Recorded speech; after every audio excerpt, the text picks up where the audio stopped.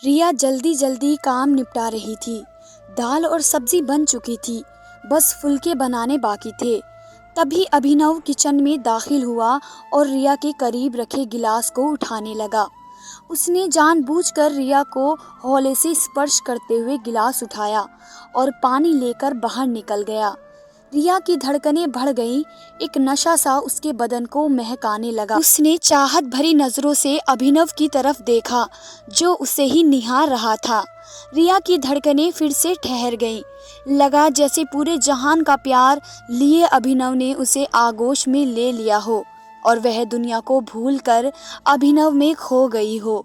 तभी अम्मा जी अखबार ढूंढती हुई कमरे में दाखिल हुई और रिया का सपना टूट गया।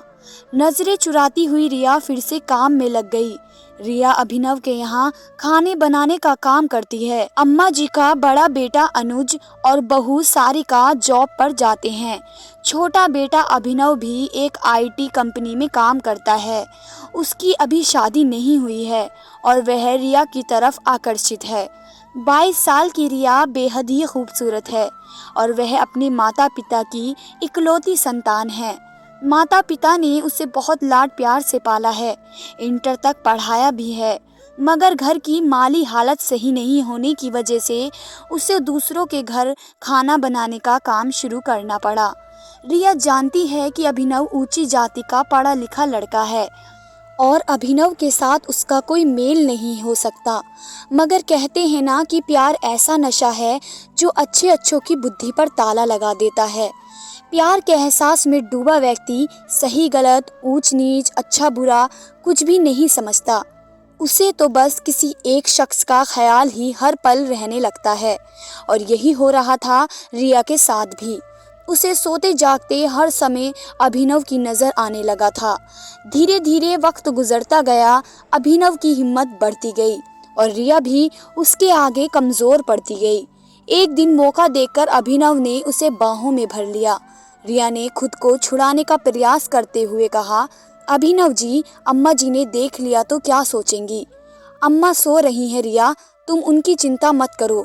बहुत मुश्किल से आज हमें ये पल मिले हैं, इन्हें यूं ही बर्बाद मत करो। मगर अभिनव जी, ये सही नहीं, आपका और मेरा कोई मेल नहीं।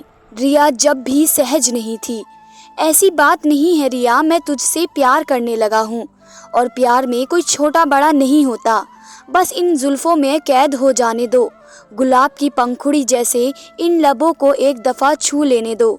अभिनव किसी भी तरह रिया को पाना चाहता था। रिया अंदर से डरी हुई थी, मगर अभिनव का प्यार उसे अपनी तरफ खींच रहा था। आखिर रिया ने भी हथियार डाल दिए। वह एक प्रेयसी की भांति अभिनव के सीने से लग गई। दोनों एक दूसरे के आलिंगन में बंधे प्यार की गहराई में डूबते रहे। जब होश आया तो रिया की आंखें छलछला आईं। वह बोली, आप मेरा साथ तो दोगे ना? जमाने की भीड़ में अकेला तो नहीं छोड़ दोगे? पागल है क्या? प्यार करता हूँ, छोड़ कैसे दूंगा? कहकर उसने फिर से रिया को चूम लिया। फिर से उसके सीने में दुपक गई। वक्त फिर से ठहर गया। अब तो ऐसा अक्सर होने लगा। अभिनव प्यार का दावा करके रिया को करीब ले आता। दोनों ने प्यार के रास्ते पर बढ़ते हुए मर्यादा की सीमा रेखा तोड़ दी थी। रिया प्यार के सुहाने सपनों के साथ एक सुंदर घर संसार के सपने भी देखने लगी थी, मगर एक दिन वह ये देखकर हैरान रह गई कि अभिनव के रिश्ते की बात करने के लिए एक परिवार आया हुआ है। माँ बाप के साथ एक आधुनिक, आकर्षक और स्टाइलिश लड़की बैठी थी। अम्मा जी ने रिया से कुछ खास बनाने की गुजारिश की तो रिया ने सीधा पूछ लिया, ये कौन लोग हैं अम्मा जी? ये अपने अभिनव को देखने आए हैं। इस लड़की से अभिनव की शादी की बात चल रही है। सुंदर है ना लड़की? अम्मा जी ने पूछा तो रिया ने हाँ में सिर हिला दिया। उसके दिलो दिमाग में तो एक भूचाल सा आ गया था। उस दिन घर जाकर भी रिया की आंखों के आगे उसी लड़की का चेहरा घूमता रहा। आंखों से नींद कोसों दूर थी। अगले दिन जब वह अभिनव के घर खाना बनाने गई तो सबसे पहले मौका देखकर उसने अभिनव से बात की। ये सब क्या है अभिनव जी? आपकी शादी की बात चल रही है। आपने अपने घर वालों को हमारे प्यार की बात क्यों नहीं बताई? नहीं रिया, अपने प्यार की बात मैं उन्हें नहीं बता सकता। मगर क्यों? क्योंकि हमारा प्यार समाज स्वीकार नहीं करेगा। मेरे माँ बाप कभी नहीं मानेंगे कि मैं एक नीची जाति की लड़की से शादी करूं। अभिनव ने बेशर्मी से कहा। तो फिर प्यार क्यों किया था आपने? शादी नहीं करनी थी तो सपने क्यों दिखाए? तड़प कर रिया बोली। देखो रिया, समझने का प्रयास करो। प्यार हम दोनों ने किया है। प्यार के लिए केवल हम दोनों की रजामंदी चाहिए थी। मगर शादी एक सामाजिक रिश्ता है। शादी के लिए समाज की अनुमति भी चाहिए। शादी तो घर वालों के कहे अनुसार ही करनी होगी। यानी प्यार नहीं, आपने प्यार का नाटक खेला है मेरे साथ। मैं नहीं, केवल मेरा शरीर चाहिए था। क्यों? कहा था साथ में नहीं, केवल मेरा शरीर चाहिए था। क्यों कहा था मुझसे कि कभी अकेला नहीं छोड़ोगे? मैं तुम्हें अकेला कहाँ छोड़ रहा हूँ रिया। मैं तो अब भी तुमसे ही प्यार करता हूँ मेरी जान। यकीन करो, हमारा यह प्यार हमेशा बना रहेगा। शादी भले ही उससे कर लूँ, मगर हम दोनों पहले की तरह ही मिलते रहेंगे। हमारा रिश्ता वैसा ही चलता रहेगा। मैं हमेशा तुम्हारा बना रहूंगा। अभिनव ने रिया को कसकर पकड़ते हुए कहा। रिया को लगा जैसे हजारों बिच्छुओं ने उसे पकड़ रखा हो। वह खुद को अभिनव के बंधन से आजाद कर काम में लग गई। आंखों से आंसू बहे जा रहे थे और दिल रो रहा था। घर आकर वे सारी रात सोचती रही अभिनव की बेवफाई और अपनी मजबूरी। उसे रह रहकर कचोट रही थी। अभिनव के लिए भले ही यह प्यार तन की भूख थी, मगर उसने तो मन से चाहा था। तभी तो अपना सब कुछ समर्पित कर दिया था। इतनी आसानी से वे अभिनव को माफ नहीं कर सकती थी। उसके किए की सजा तो देनी ही होगी। वह पूरी रात यही सोचती रही कि अभिनव को सबक कैसे सिखाया जाए। आखिर उसे समझ आ गया कि वे अभिनव से बदला कैसे ले सकती है। अगले दिन से ही उसने बदले की पटकथा लिखनी शुरू कर दी। उस दिन वह ज्यादा ही बन सवर कर अभिनव के घर खाना बनाने पहुंची। अभिनव शाम 4 बजे की शिफ्ट में ऑफिस जाता था। अम्मा जी हर दूसरे दिन 12 से 4 बजे तक के लिए मंदिर जाती थीं। पिताजी के पैर में तकलीफ थी, इसलिए वे बिस्तर पर ही रहते थे। आज अम्मा जी का मंदिर जाने का दिन था। 12 बजे उनके जाने के बाद वह अभिनव के पास चली आई और उसका हाथ पकड़कर बोली, अभिनव जी, आपकी शादी की बात सुनकर मैं दुखी हो गई थी, मगर अब मैंने खुद को संभाल लिया है। शादी से पहले के इन दिनों को मैं भरपूर एंजॉय करना चाहती हूँ।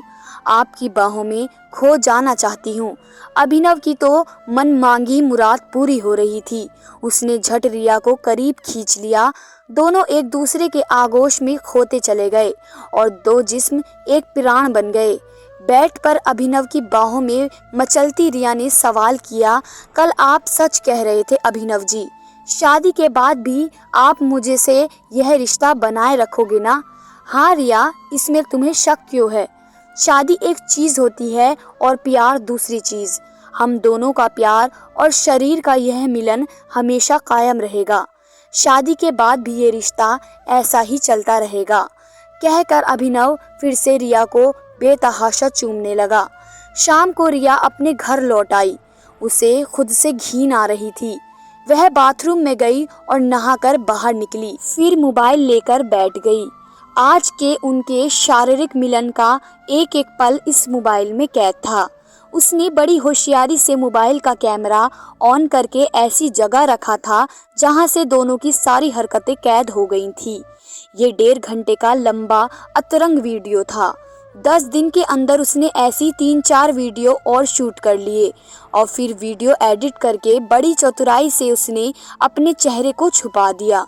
कुछ दिनों में अभिनव की शादी हो गई। 8-10 दिनों के अंदर ही उसने अभिनव की पत्नी से दोस्ती कर ली और उसका मोबाइल नंबर ले लिया। अगले दिन उसने अम्मा जी को कह दिया कि उसे मुंबई में जॉब लग गई है और अब काम पर नहीं आ पाएगी। उस दिन वह अभिनव से मिली भी नहीं और घर चली आई।